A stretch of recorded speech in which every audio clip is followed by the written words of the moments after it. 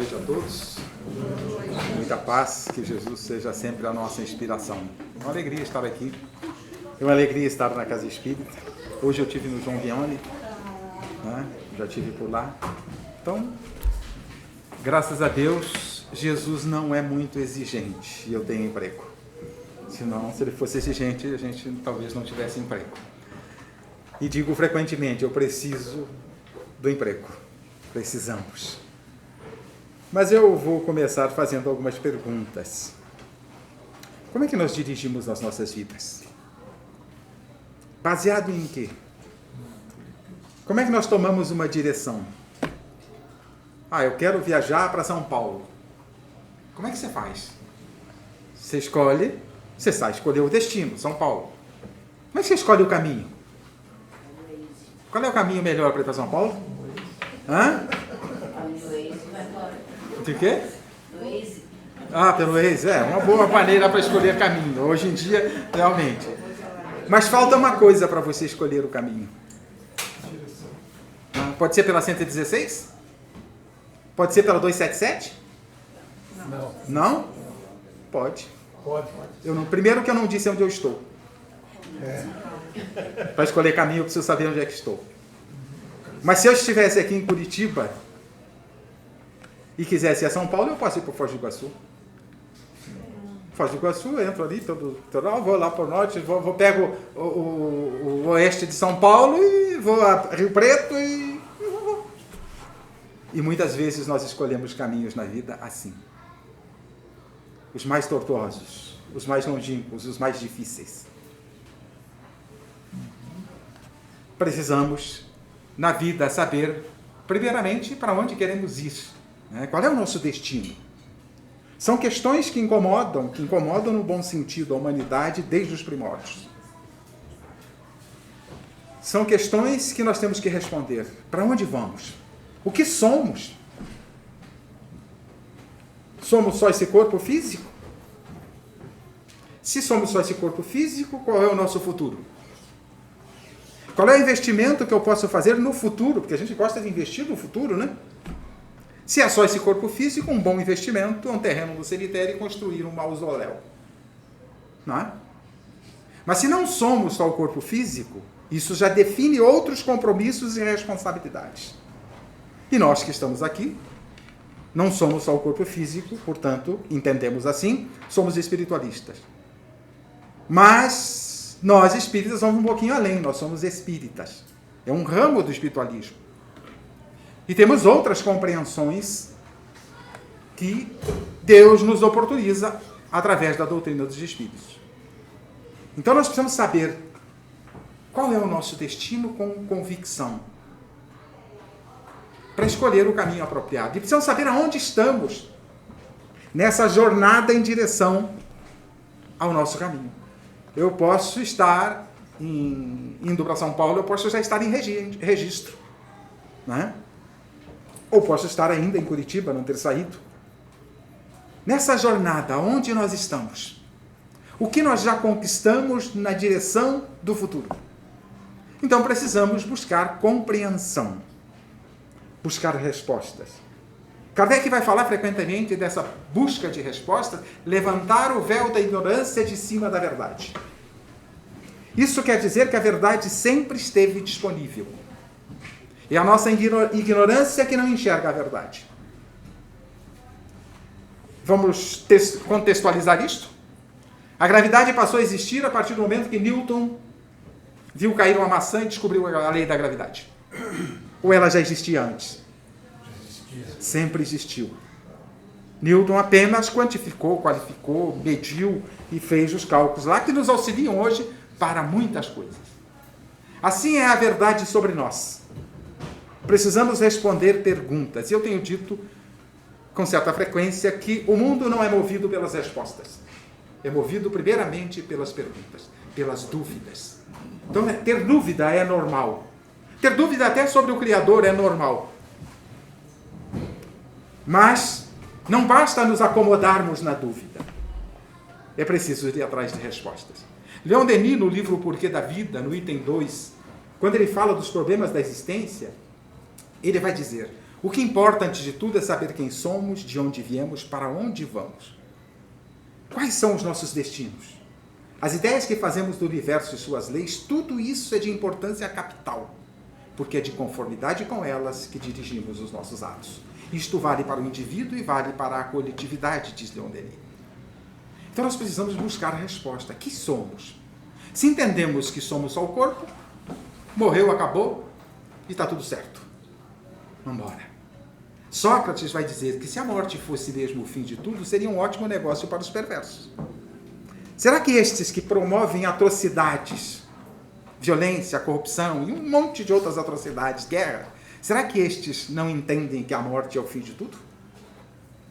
Mas e nós que entendemos que a morte não é o fim de tudo, não promovemos equívocos, erros, falhas? Atire a primeira pedra àquele que nunca pecou.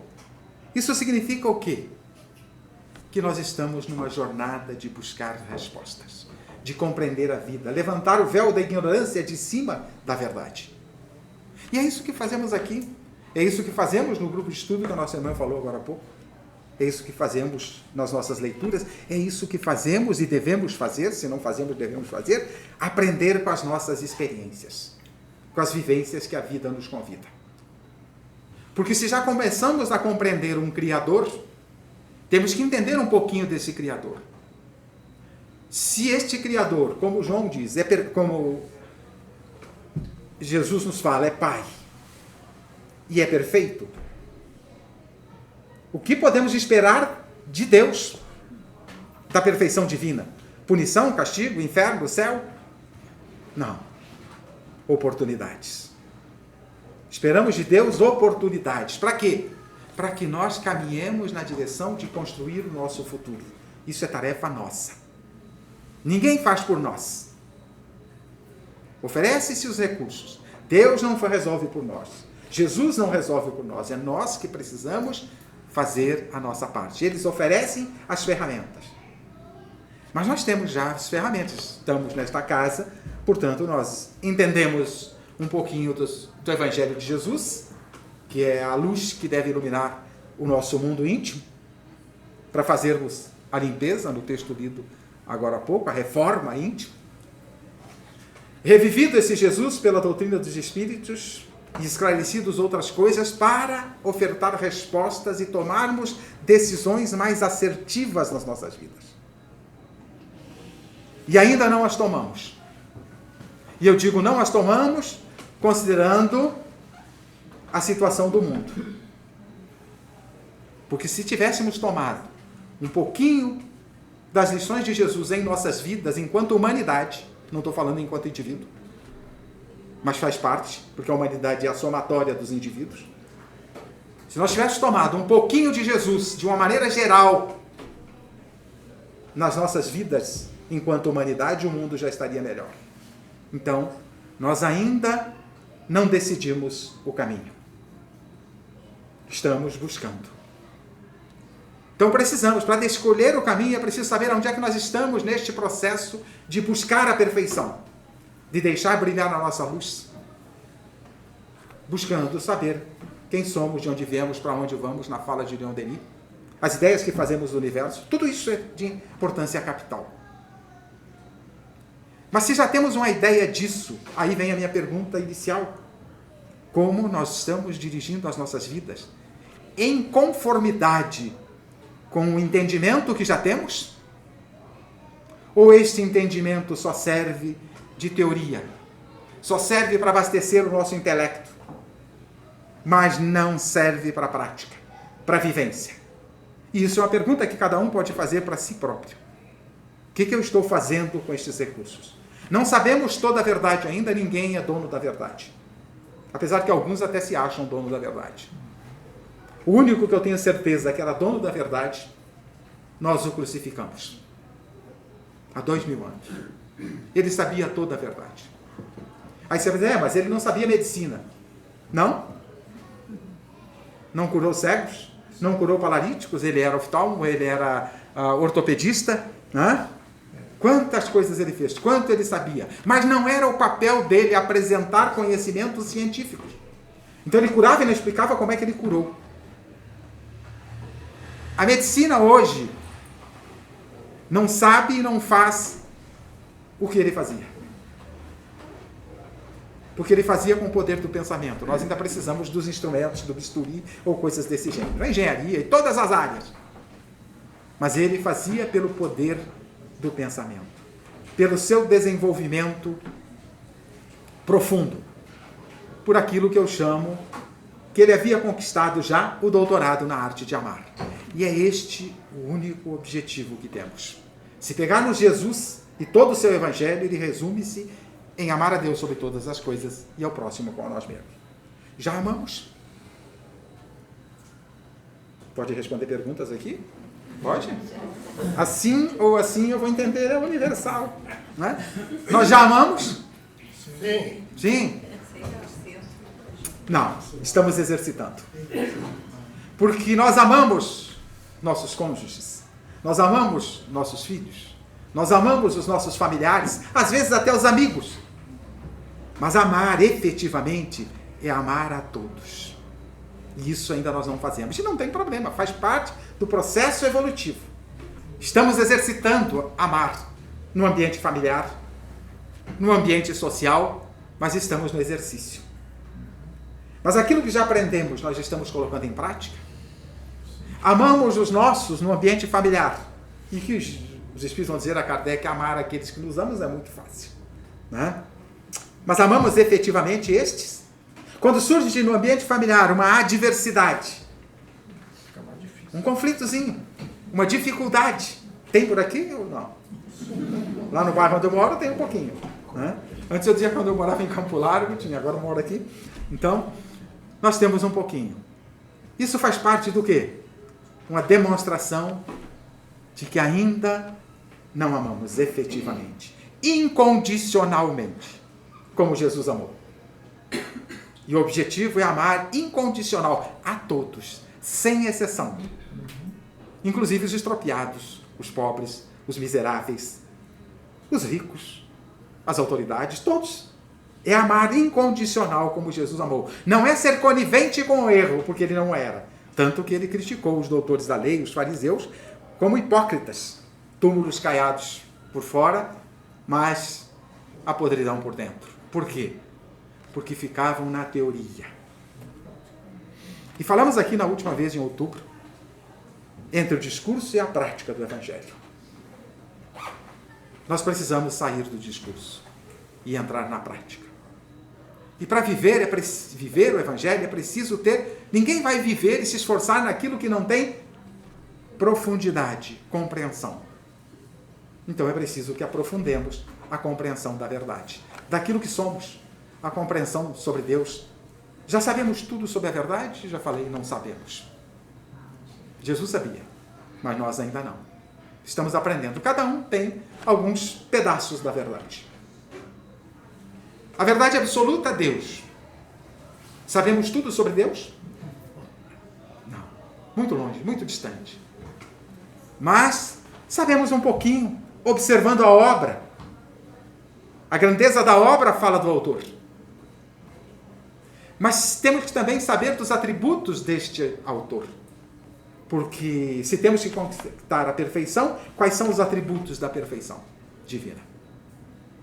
Então a verdade está em Deus, verdade absoluta. Na obra que o demonstra, que o identifica, a sua grandeza, e nos atributos. Quais são esses atributos? Todos os atributos que compõem a perfeição, que compõem o amor. Como João vai dizer na sua primeira epístola, Deus é amor. Então, Deus é a fonte do amor. Se temos que aprender a amar, é nos aproximarmos do Criador.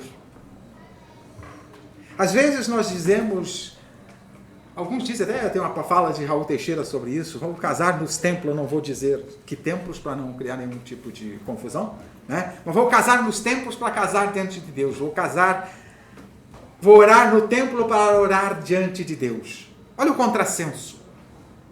Por que contrassenso? Nós pregamos que Deus é imanente, está dentro de tudo, é transcendente, está fora de tudo. Portanto, nós estamos mergulhados em Deus, na sua energia, não no Espírito Deus, mas na energia de Deus.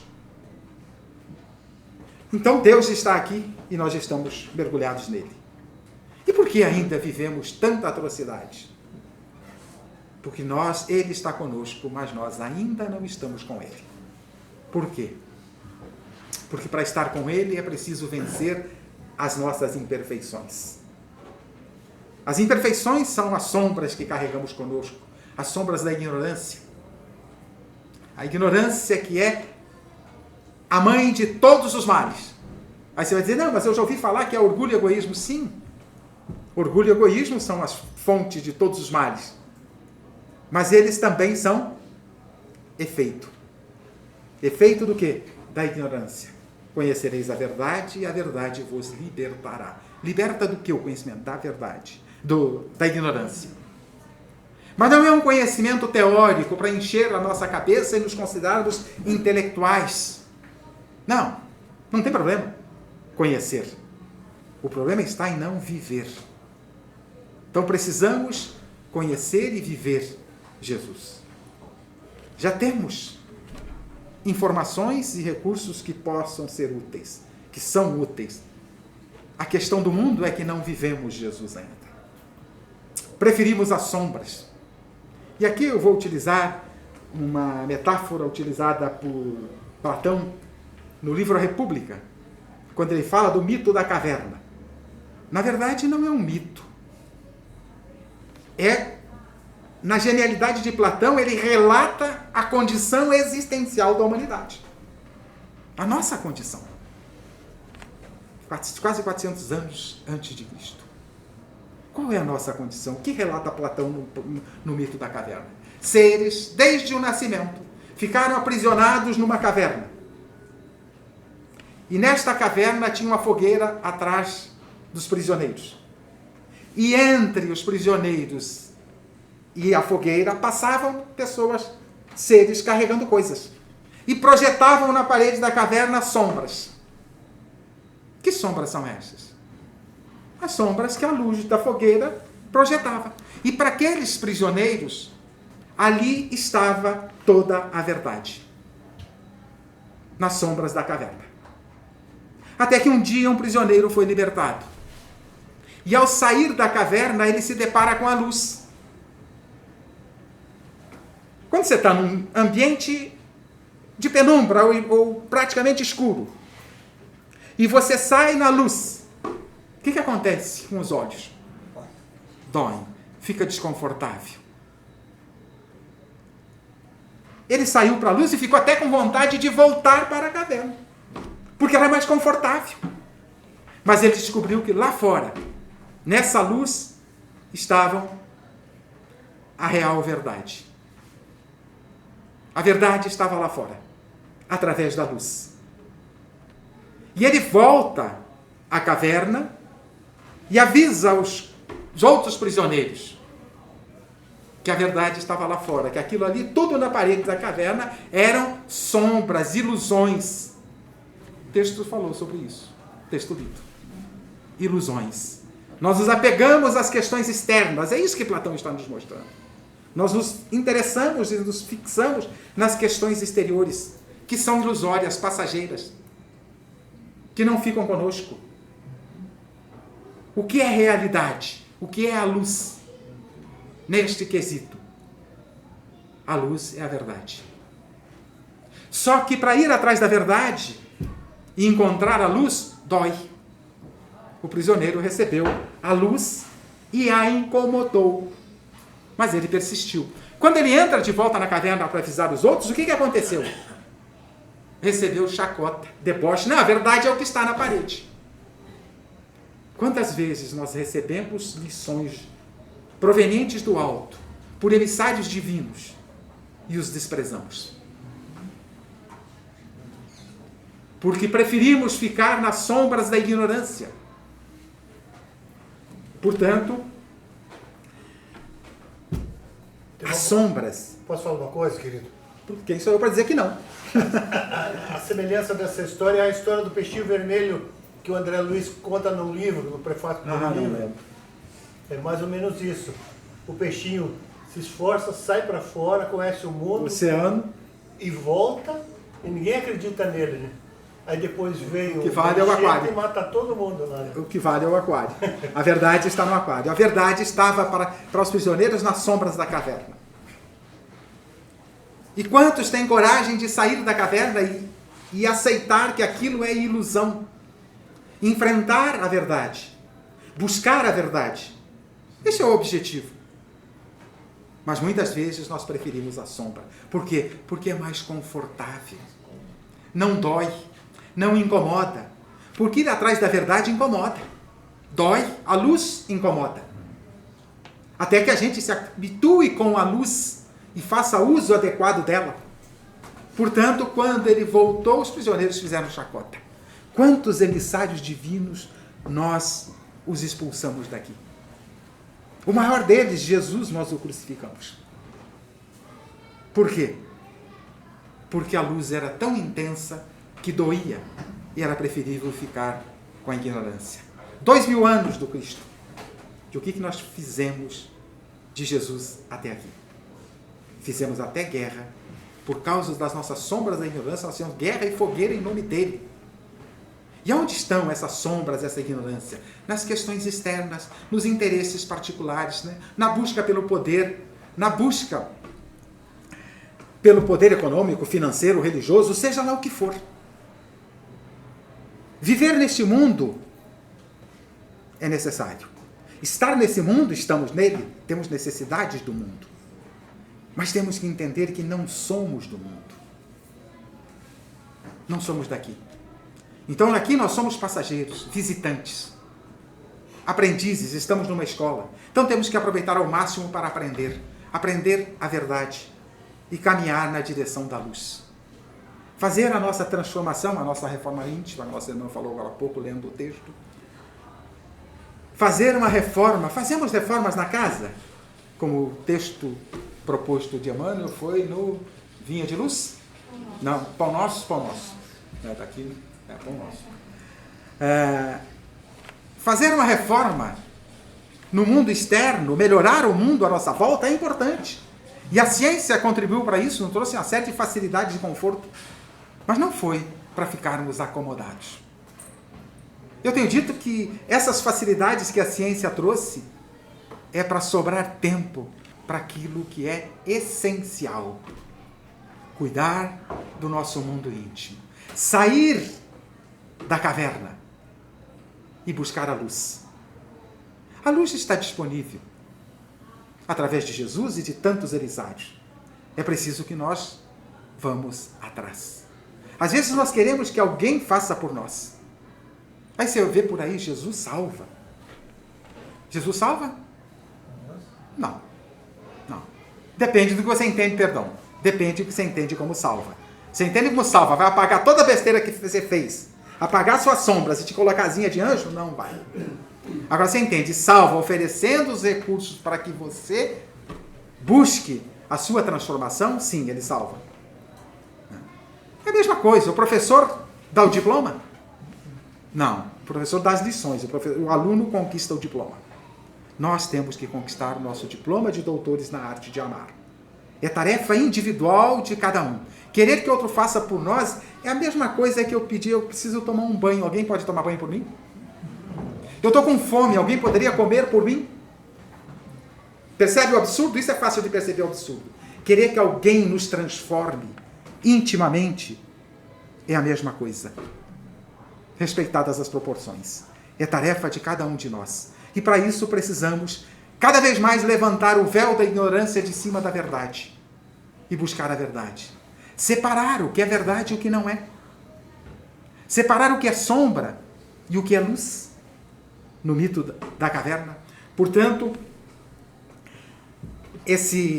essa sombra são os mundos de aparência. São as ilusões que nós vivemos no mundo. Pegamos como eternas. Nada neste mundo é eterno para nós. Vamos deixá-lo, cedo ou tarde. E em algum momento, talvez, vamos até para outros mundos. Conforme o nosso grau evolutivo, nós podemos ir para outros mundos melhores. Podemos cair para mundos primitivos para auxiliar aqueles que estão começando, e lá vamos lamentar o paraíso perdido, como já aconteceu aqui há alguns milhares de anos. Mas nós não ficaremos neste mundo. Somos viajores. Viajores da eternidade. Estamos aqui, mas não somos daqui. Estamos aqui para aprender, encontrar e viver a luz. E os recursos que Deus oferece, seja pelos seus emissários, seja pelas experiências da vida, são para que a gente conquiste a luz. Mas conquistar a luz requer esforço. Quando o prisioneiro saiu da caverna e disse que doeu, que incomodou, a luz incomodou, é nesse sentido, porque requer esforço, dedicação, trabalho, para fazer a reforma íntima, a transformação de nossas vidas e contribuir para o mundo, porque o mundo é a soma daquilo que nós oferecemos. Então, para fazer essa reforma íntima, requer esforço, dói. Crescer dói. E muitas vezes nós preferimos ficar nas sombras da ignorância, para não sofrer. Mas cedo ou tarde teremos que sair da caverna, porque ninguém fica para sempre. Todos nós um dia chegaremos à casa do Pai, quais filhos pródigos que somos, e seremos recebidos com amor, porque Deus é amor. Mas a tarefa de caminhar até lá, simbolicamente, isso é simbólico, é uma metáfora, é nossa, é de cada um de nós. Ninguém resolve por nós. Por isso a pergunta inicial: o que estamos direcionando em nossas vidas? O que estamos fazendo dela? Estamos aproveitando as luzes trazidas por Jesus e tantos emissários divinos para nos orientar? Ou preferimos ficar como barcos à deriva num mar de turbulências? A escolha é nossa, a liberdade é nossa, mas cedo ou tarde nós teremos que escolher o caminho apropriado. A liberdade da caverna, no mito de Platão, é a educação, o conhecimento, é a busca dos valores. E ninguém constrói valores sem esforço, sem dedicação, sem determinação. É preciso trabalho. Toda a conquista, em qualquer área, inclusive na ciência, inclusive nas questões da ciência, para alguma profissão ou coisa do gênero, nós tivemos que enfrentar um curso técnico, uma faculdade, tivemos que enfrentar um vestibular, doeu, incomodou, sim, mas ninguém cresce sem enfrentar e absorver a luz, absorver a verdade, sair da sombra da ignorância. E muitas vezes preferimos a ignorância, preferimos ficar na ilusão, preferimos cuidar do mundo externo, como aproveitando o texto lido ali de Emmanuel,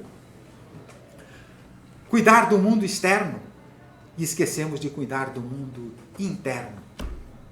Cuidamos dos nossos templos religiosos, nós não cuidamos da casa espírita, não fazemos limpeza, faxina, reformamos e coisas assim, e não está errado. Cuidamos da nossa casa, é o templo. Esses templos, eu já falei aqui numa outra palestra, eles têm um terceiro nível de importância. Em segundo nível está o templo chamado lar, que devemos cuidar dele. Mas como é que nós cuidamos deste templo e do lar, do templo lar? Cuidando do templo interno. Reformando o nosso templo interno, porque ninguém oferece o que não tem. E o que temos oferecido ao mundo? Como é que temos conduzido a nossa vida? Foi minha pergunta inicial. Em função desta compreensão de que somos dotados de luz e que devemos deixar brilhar a nossa luz, como propõe Jesus?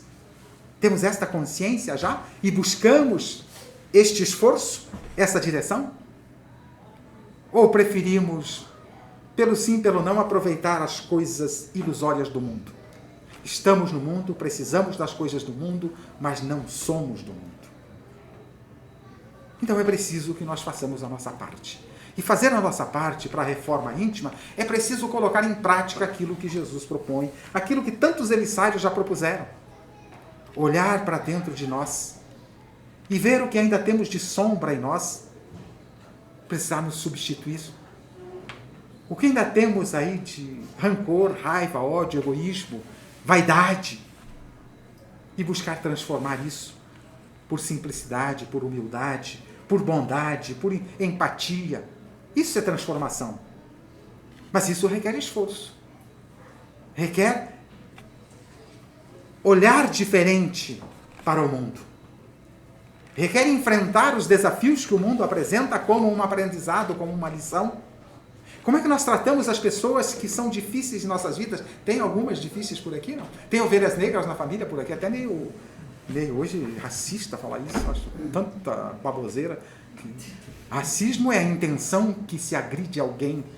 A má intenção que se agride é racismo, é desrespeito, seja lá o que for. Mas tem ovelhas negras nas famílias por aqui? Hein? Hoje ninguém respondeu nada. Normalmente as pessoas respondem, tem. Aí eu mudo a pergunta. Quem é a ovelha negra? Normalmente não é ninguém. Não tem ovelha negra, não tem ovelha branca, não tem ovelha azul. Todos nós somos aprendizes nesta escola. Temos as nossas facilidades já conquistadas e as nossas dificuldades a conquistar. Simplesmente é assim. Mas como é que a gente lida com isso? Deus nos oferece facilidades. Só facilidades. Não, Ele oferece as dificuldades para que a gente aprenda com elas. Eu até já falei aqui em outra palestra, se eu tenho que aprender paciência, Deus me põe numa sala de aula chamada lar Zen. Vou aprender paciência? Tolerância, compreensão, indulgência, benevolência, por aí fora? Não. Ele me põe aonde eu tenha que exercitar isso. Então aí nós temos que olhar para aquele ser difícil em nossas vidas e perguntar o seguinte: aí estão as minhas lições nesta jornada. Mas a gente faz o quê? Reclama. Reclama, não presta. Ah, Deus pôs esse cara na minha vida, me pôs nascer nesse país que está um caos de dificuldades. Hã? Não, nós estamos aonde precisamos. Estamos com as lições que precisamos. Outro dia eu falei sobre isso, uma jovem me perguntou, mas e quem nasce na Finlândia? É por mérito? Hã? Por que ela perguntou a Finlândia? Porque a Finlândia é considerado o país com o mais alto IDH do mundo. É por mérito que a pessoa nasceu lá? Não. É porque as lições que ela precisa estão lá. Porque ninguém está nesse mundo que não seja para aprender lições. Não tem. Todos estamos aqui para aprender lições. Uns estão na 4ª série, outros estão na 5ª, outros estão na 8ª, outros estão na 1ª. Será que tem alguns na pré-escola ainda? Não? Talvez, quem sabe? Na escola da vida? Não sei. Isso é um acerto com o Criador. Mas é a necessidade. Nós estamos aqui porque temos as necessidades que aqui são oferecidas. E aí? O que estamos fazendo destas oportunidades? Que olhar nós estamos dando para isso? O que nós estamos fazendo? Até brinquei outro dia, acho que já até falei aqui em outra palestra. Eu tenho um filho que mora no Canadá e eu de vez em quando ia lá. Agora faz anos que eu não vou lá, desde a pandemia eu não fui mais lá, ver se esse ano eu vou lá. Ver meu filho esteve aqui já várias vezes depois da pandemia. Meus netos estão lá, então difícil, né? Mas a primeira vez que cheguei no Canadá, que eu olhei tudo funcionando, o trânsito quase caótico quanto o nosso aí. Uma perfeição. Não é uma perfeição ainda. Mas diante do nosso é uma perfeição. Qual é o primeiro pensamento que me veio? É possível para nós também. Mas é preciso que nós façamos a nossa parte. E até brinquei outro dia, o Canadá funciona tudo bem, coisa e tal. Aí eu digo-se 15 milhões de brasileiros. O Canadá tem 45 milhões de habitantes. Desencarnarem e reencarnar no Canadá acaba com o Canadá. Nós estamos aonde precisamos. Se queremos mundo melhor, dias melhores, situações melhores, temos que construir. E para construir é preciso usar primeiramente o direito de pensar. Eu falo direito de pensar, mas eu já estou corrigindo isso. Não é mais direito, século XXI. É obrigação pensar, analisar as coisas. Analisar as escolhas que fazemos. Porque nós somos produtos, reflexos das nossas escolhas. E as nossas escolhas é aquilo que nós temos na nossa intimidade. Ninguém oferece o que não tem. E o que nós temos oferecido? Já temos pensado nisso? O que nós temos oferecido? Nas nossas relações? Principalmente na sala de aula lar? O que temos oferecido? Serenidade, tranquilidade, paz, harmonia? Ou nem tanto? Porque o que oferecemos lá, oferecemos ao mundo. E o mundo é a soma do que nós oferecemos. Não tem outra situação. O que estamos oferecendo? Quando alguém nos atravessa alguma coisa desagradável, a gente age ou reage? Qual é a diferença? Reagir é fazer aquilo que a gente faz depois, dizer assim, desculpe, falei sem pensar. Desculpe, agredi sem pensar. Aí já há um erro. Não só na agressão ou no falar torto, né? Usar para simplificar. Há um erro em dizer que falei ou agredi sem pensar, porque ninguém faz nada sem pensar. Quando eu digo fiz alguma coisa sem pensar, estou querendo dizer fiz sem refletir, sem discernir, sem analisar, sem usar o direito e a obrigação de pensar. Então, agir é pensar. Jesus, quando convidado a julgar a mulher adúltera, que não tinha competência nenhuma, ele não tinha competência nenhuma para isso. Institucionalmente, na época, ele não tinha. Moralmente, todas. Mas institucionalmente, não. A lei mandava apedrejar a mulher até a morte. E eles vieram questionar Jesus. Por quê? Porque eles queriam ver se apedrejava Jesus. Aqueles que estavam na sombra da caverna naquela época queriam expulsar Jesus da caverna. Não é isso? Crucificá-lo junto. Porque se ele manda apedrejar, ele estaria negando os seus ensinamentos de perdão. Se ele manda perdoar, ele estaria negando a lei humana. E poderia ser apedrejado junto. O que Jesus fez? Abaixou-se. O que ele fez? Deu um tempo para acelerar os ânimos, para acalmar. E quando insistido, ele disse, atire a primeira pedra aquele que nunca pecou. Eu até gosto de, às vezes, fazer uma viagem mental. Por que começaram a largar as pedras os mais velhos primeiro? Vocês imaginam? Eu faço as minhas elucubrações. Porque os mais velhos tiveram mais tempo de fazer besteira. Imagino que seja por isso. Né? Até que todos se foram, o que ele fez? Eu te perdoo, também não te condeno, mas não peques mais. Orienta. Mas por que ele parou e abaixou-se? Para dar tempo. A psicologia hoje diz de 10 segundos. Antes de reagir, ou antes de agir, para dar tempo de você refletir na ação. E eu digo mais, não dê 10 segundos. Se preciso, dê 1 hora. Se preciso, dê 1 dia, 1 semana, 1 mês, 1 ano. Dê uma encarnação, mas não reaja. Haja. Agir é analisar. E principalmente analisar à luz do Evangelho de Jesus. Como é que Jesus agiria nesta situação que alguém me agrediu? O que ele diria? Ofereça outra face. Mas não é oferecer outra face para a gente ser agredido.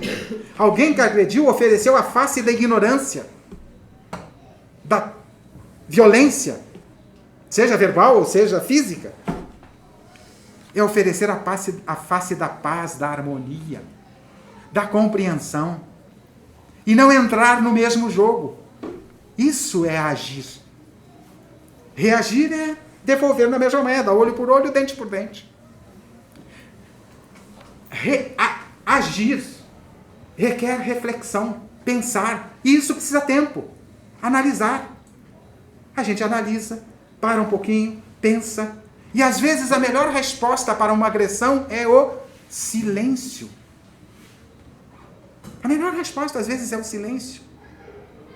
Mas não, nós estamos prontos para devolver na mesma moeda. Ainda estamos praticando a lei de Talião. Então precisamos pensar, refletir, discernir, analisar, antes de agir. Mas não basta. Precisa colocar um outro ingrediente nisto, que se chama sentir. Pensar, discernir e sentir. Aquilo que vamos agir, é preciso que a gente coloque o sentimento, coloque o coração, coloque o bem no meio, coloque o amor, a paciência, a compreensão, a tolerância no meio, antes de agir. E com certeza nós vamos evitar perturbações, conflitos, e assim estamos saindo das sombras da caverna. Assim estamos mostrando e colocando em prática aquilo que já temos de conhecimento. Porque não basta ter conhecimento teórico. Não basta conhecer o Evangelho. É preciso viver. E para viver o Evangelho, colocar em nossas vidas, fazer transformações, é preciso esforço, dedicação, dói.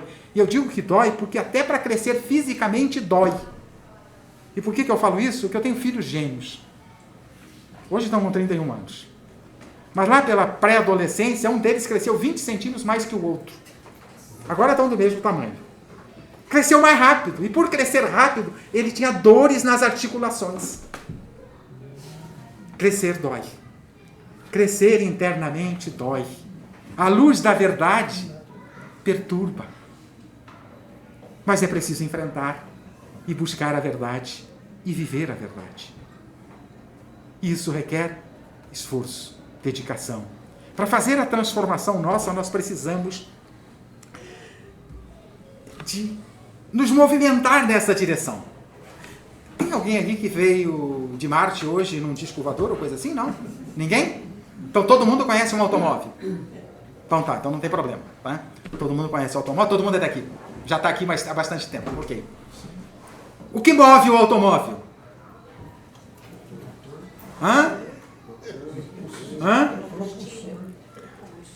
Combustível? Alguns dizem o motorista. Não, o motorista direciona o automóvel. O combustível alimenta o motor. O que move o automóvel é o motor. Qual é o motor que deve nos mover na direção da nossa transformação? Vontade. O motor, vontade. Mas motor sem combustível funciona? Não. Qual é o combustível que deve abastecer a nossa vontade para fazermos transformações em nós? Em nós, não é nos outros. O combustível da fé. A fé é o combustível. É por isso que Jesus disse, se tiveres a fé do tamanho de um grão de mostarda, moverás montanhas. Moverás a vossa vontade em limpar, fazer uma reforma na casa, conforme o texto lido, interna, no mundo interno. Para isso é preciso determinação, vontade e muita fé. Mas não precisa, assim, uma quantidade de fé assim, tão grande que basta do tamanho de um grão de mostarda e move montanhas. Vocês já viram um grão de mostarda? Eu, sem óculos, não enxergo. Tão pequenininho que é. O que Jesus está querendo? Nos humilhar. Uma fé do tamanho de um grão de mostarda, e nem isso nós temos. Não é humilhar, é mostrar o poder da fé. Quando ele diz o tamanho de um grão de mostarda, não é para humilhação. É que apenas uma pequena pitada faz a diferença. É combustível aditivado para o motor vontade, para fazermos as nossas transformações. Mas é preciso iniciar. É preciso refletir, analisar e arregaçar as mangas. Simbolicamente, arregaçar as mangas. Então, o que estamos fazendo das nossas vidas? Deixo a pergunta para a reflexão. Estamos aproveitando tudo o que temos ao nosso dispor? Fica a pergunta. Agradeço a Deus a oportunidade de refletir com vocês, a casa pelo convite e a vocês pela paciência de me ouvirem. Muito obrigado, que Deus os abençoe a todos.